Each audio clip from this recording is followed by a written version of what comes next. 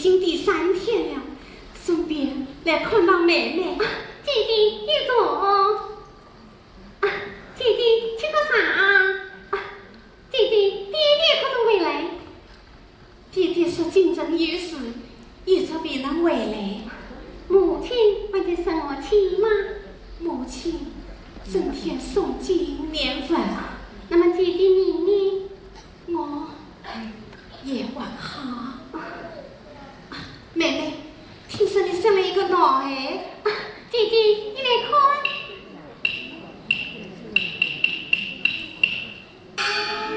哎呀，长得真好。妹妹，面庞亮。姐姐。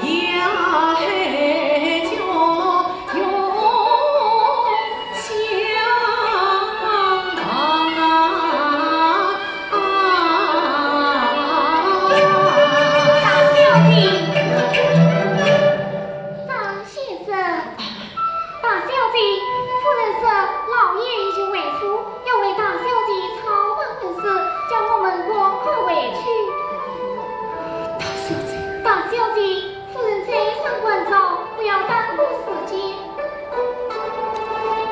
先生，保守。大小姐，大小姐，大小姐。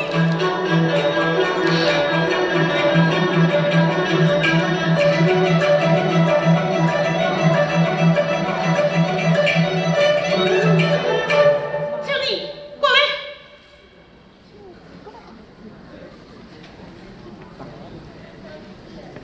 母亲，能做个好事，怎么了？有民众村里回来，说张家老爷刚刚回府，也要到衙门里去告侬。他告我什么？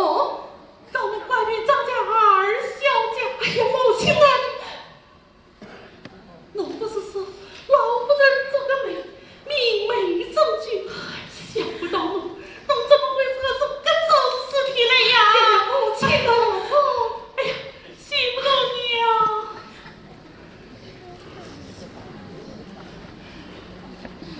信不过你啊！我是万万没有想到侬是被你刮下来的呀！母亲，不是孩儿不好，哎，是我不好，是我不好，是我不好。你两个你都是女亲我老汤，你是哪几个娃子不行？好，几岁之事，我也不管穷你，我也不管你，我是喜事主啊，明媒正娶，等将来的日子啊，我老汤去顶着。兄弟我岂不被人绑着？怎么回事？母亲啊，这事情是爸爸办不得的。为啥？母亲啊，我们明媒夫妻实为是生长。啥叫实为杀生？这小命儿是啥人所生？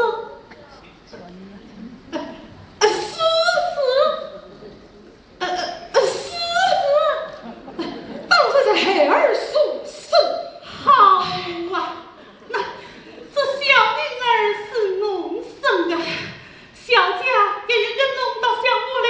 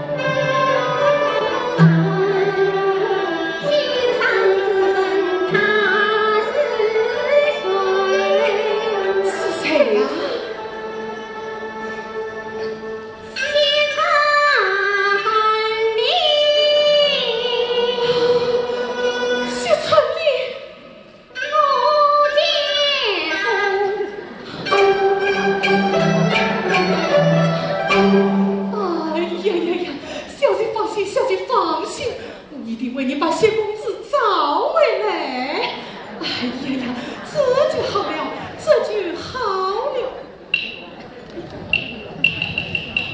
哎，你可是张秋生，正是。大人有令，叫你坐到对岸。我身份何在？耶！你怪别良家女子，你们无凭无据，诬陷好生。呀！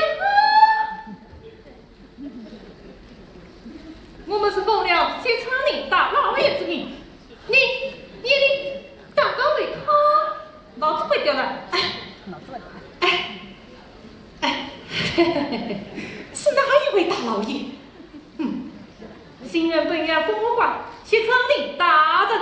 这是